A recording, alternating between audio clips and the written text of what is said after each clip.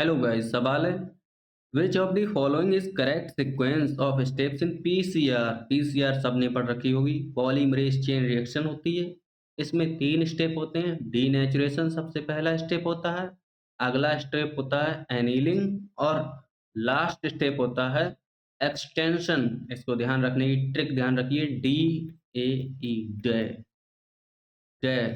सबसे पहली स्टेप हो गई डीनेचुरेशन, अगली हो गई एनीलिंग और लास्ट में हो गई एक्सटेंशन।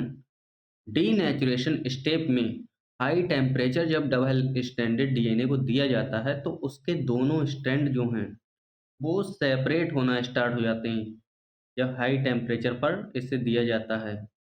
ये इस तरह से ये लैंप जल रही है, ठीक है, और इसको हम डीएनए को हाई टेम्परेचर दे रहे हैं। लैंप से थोड़ी साइंटिफिकली हाई टेम्परेचर दिया जाता है, जिससे डीएनए के दोनों स्ट्रैंड्स जो हैं वो खुलना स्टार्ट हो जाते हैं। इसी को बोलते हैं डीनेचुरेशन और ये टेम्परेचर की रेंज लगभग 94 डिग्री सेल्सियस के अप्रॉक्सीमेट होती है। अगली स्टेप है एनीलिंग। एनीलिंग स्टेप में थोड़ा टेम्परेचर कम रखा जाता है, लगभग 50 से 55 डिग्री सेल्सियस के अराउंड। और इस स्टेप में जो डीएनए है, टेम्पलेट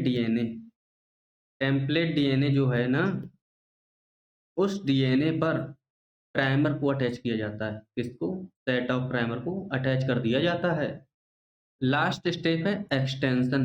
एक्सटेंशन स्टेप में टेम्परेचर को फिर से बढ़ाया जाता है, लगभग 70 से 72 डिग्री कर दिया जाता है टेम्परेचर के लिए। 70 से 72 डिग्री सेल्सियस टेम्परेचर कर दिया जाता है।